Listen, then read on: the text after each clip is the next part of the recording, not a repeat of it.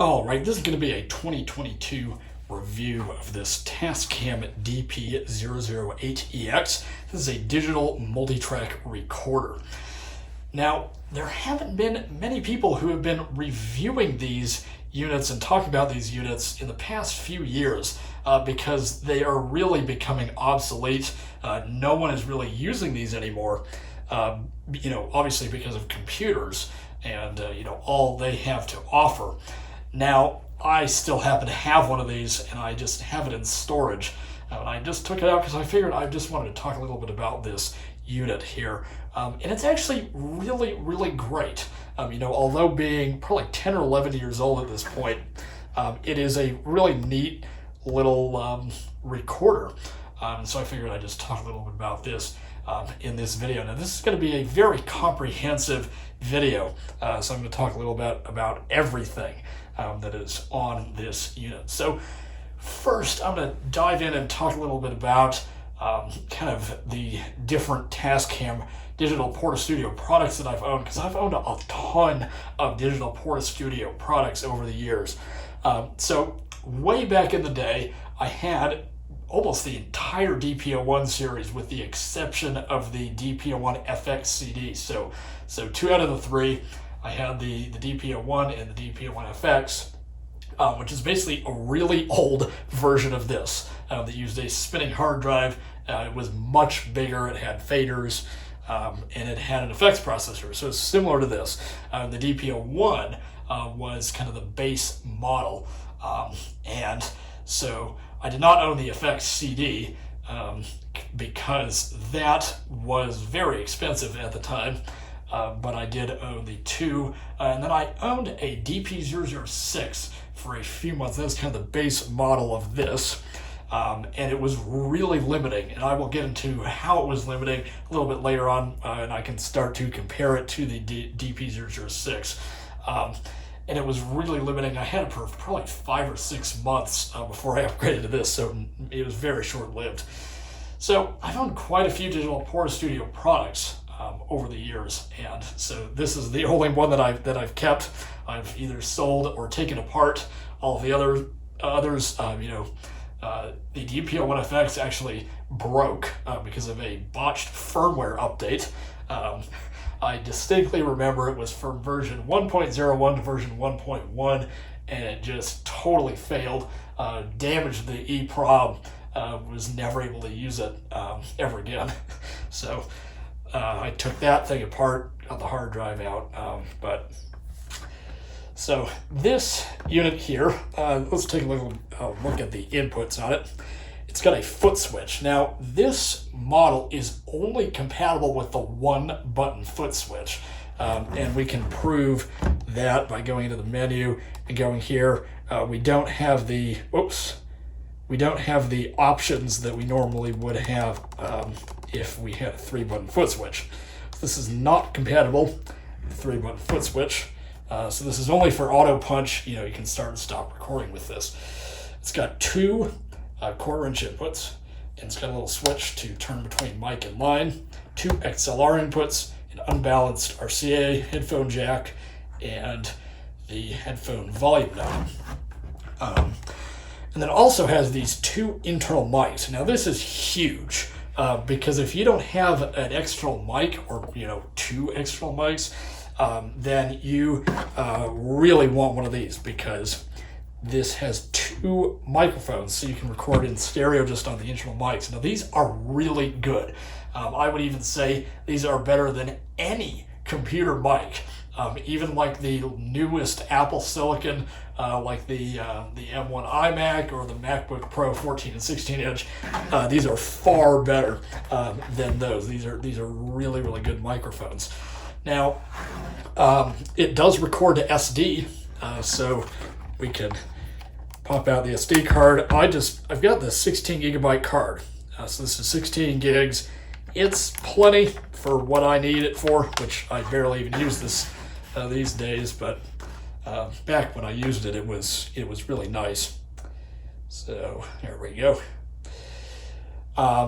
Now, it also has, due to the fact that it has XLR, you can have a phantom power mic or two phantom power mics.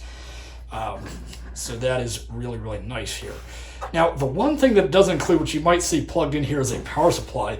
This does not come included with the Tascam, which is a little bit lame. Although this was like $5. It's just a 5-volt power supply, just a standard barrel connector. And it works just fine. It's a little bit bent, which is really kind of janky, but it still works. Now, the SD card thing is right here, which is hard because the power supply is so short. The SD card is right here.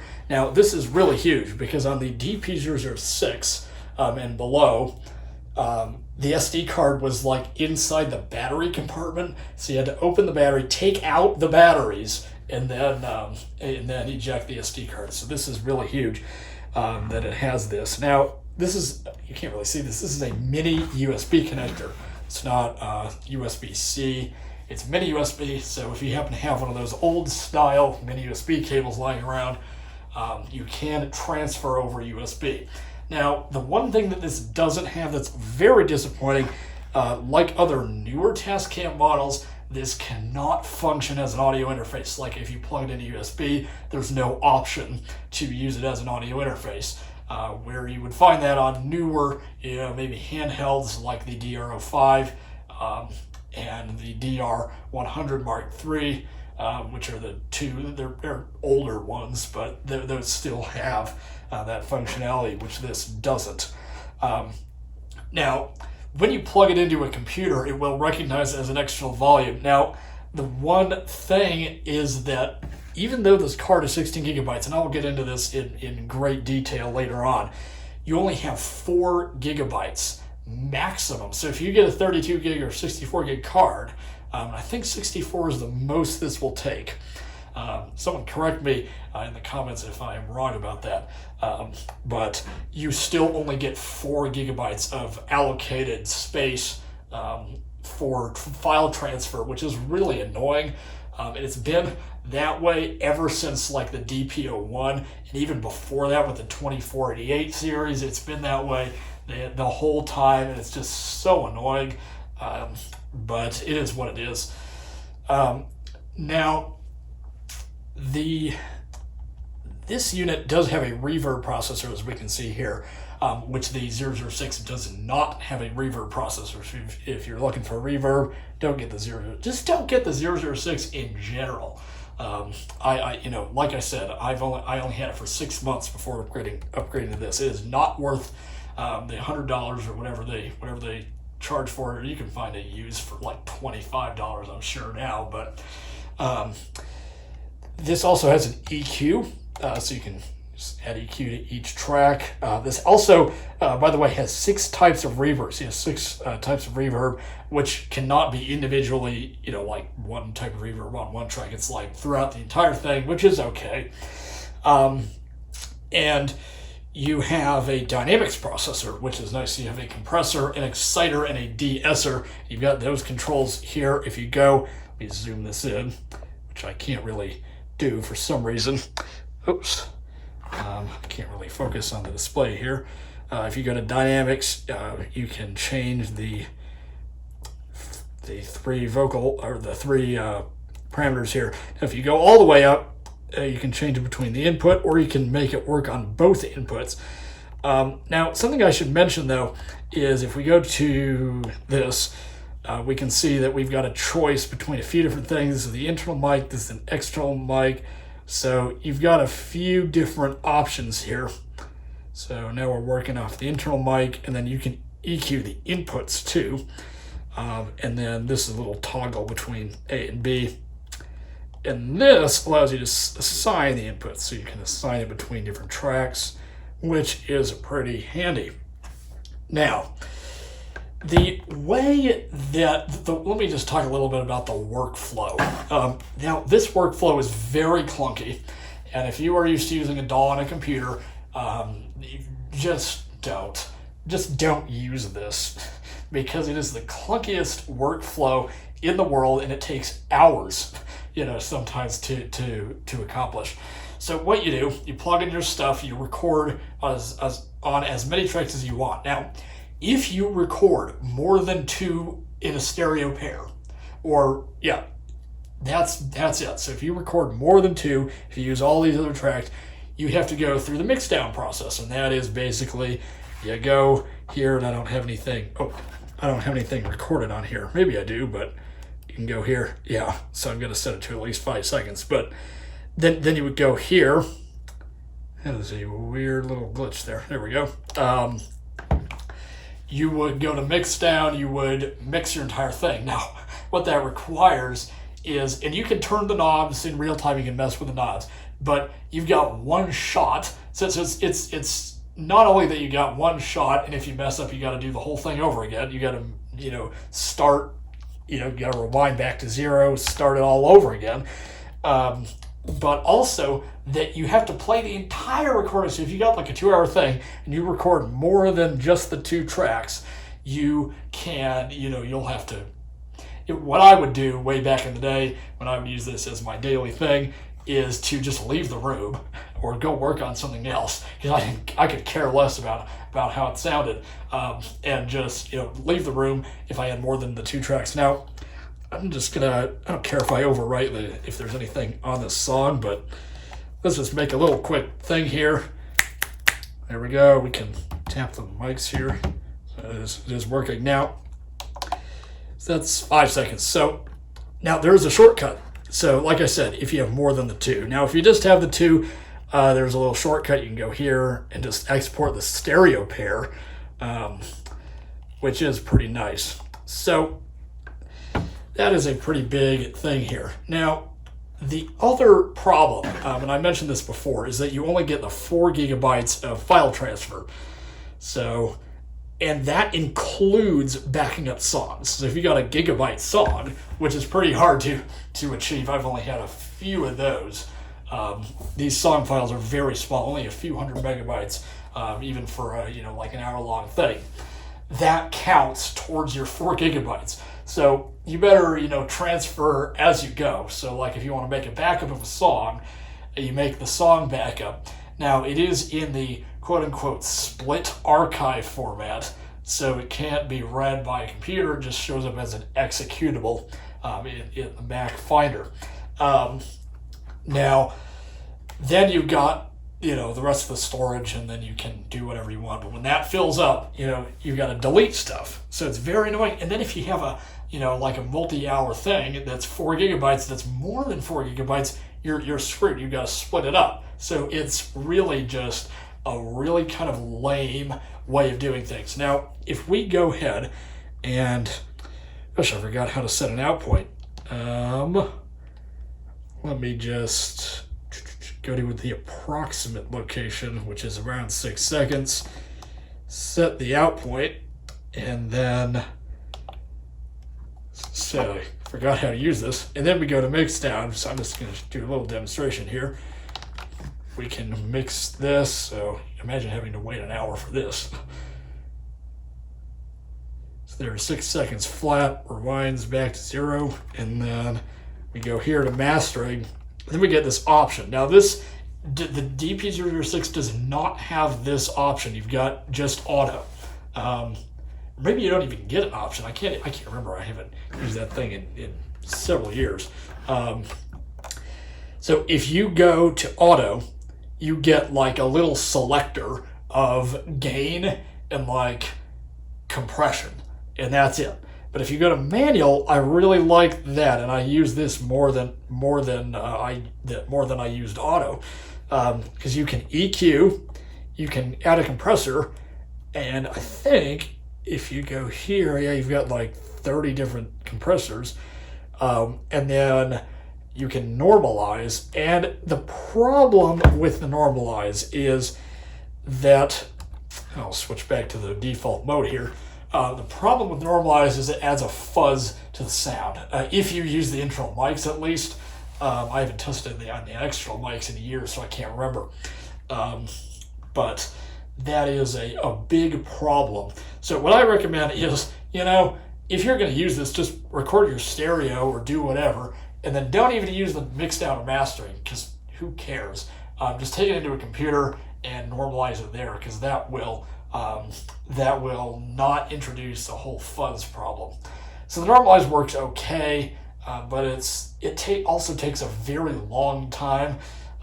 So like I've normalized probably an hour-long thing before, and that took probably an hour and a half. So it's very slow. Partially because it's a 10-year-old thing, 10-year-old unit, and it's just slow. And the file export is also pretty slow. It's not terrible, but it's slow. Now, not as slow as the DP01. Oh boy, because that uses a spinning hard drive, and that was a nightmare to have to wait for that. It also took forever because it didn't record SD cards, so you had to actually plug in. It took USB-B, and so you plugged in a USB-B cable, and we're all set. But you had to open the connection manually, which this does automatically, which is pretty nice. And that took probably 30 seconds. And then you had to close the connection manually, and that took another 30 seconds. Now, the nice thing is that happens automatically. You plug it in, opens the USB connection, close it. When you unplug it automatically.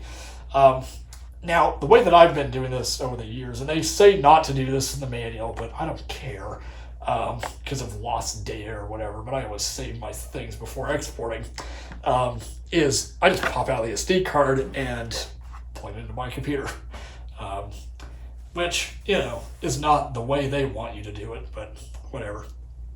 I could care less about lost data because I save everything before I export. So that is kind of a holistic kind of review of this unit here. Now we do have a couple of additional functions. We can see how many minutes we have left on the partition. Now these partitions are how big? 8 gigs. And so we can format the card, do whatever. So our menu is pretty basic. So yeah. Now, the other thing is this, which I don't care about really, but it doesn't show a progress bar during export or import. Now, there are a couple of limitations here, and they actually made some improvements because on the DP01 it was a nightmare. It would only accept mono 44.1 kilohertz files. Now, this actually supports stereo 44.1 kilohertz files, but it's still an outdated sample rate. No one ever uses 44.1 anymore. They are all using 48, and so it's really lame. Although for some reason Logic and Audacity both default to 44.1, which is weird. It is very, very outdated. Now, to export it, exports mono or stereo. You get a choice. 44.1 kilohertz. Now, what you can't do is export a stereo file as mono. That you would have to do on a computer. But why would you do that? That seems very weird. Why you would do that? So that is all about I have to say with this. I'm just touching these buttons. You got a tuner and a metronome too. And you've got a couple of other functionalities you can undo. There's various edit options in here, like you can copy a track to a different location, you can move a track to a different location, you can splice a track. There are any number of editing tools that you get. And so yeah. So that's all I have for this video. I'm planning on doing some more things in the coming days. I've got an old Yamaha PSR S series keyboard. I'm not going to tell you which one till the video, but I want to do a little review on that because that's also a pretty nice little keyboard that I've owned for 8 years, actually, quite a while. So that will be probably the next couple of videos on that machine there. So that is all for tonight. I hope you enjoyed this. I hope it was helpful, and thanks for watching.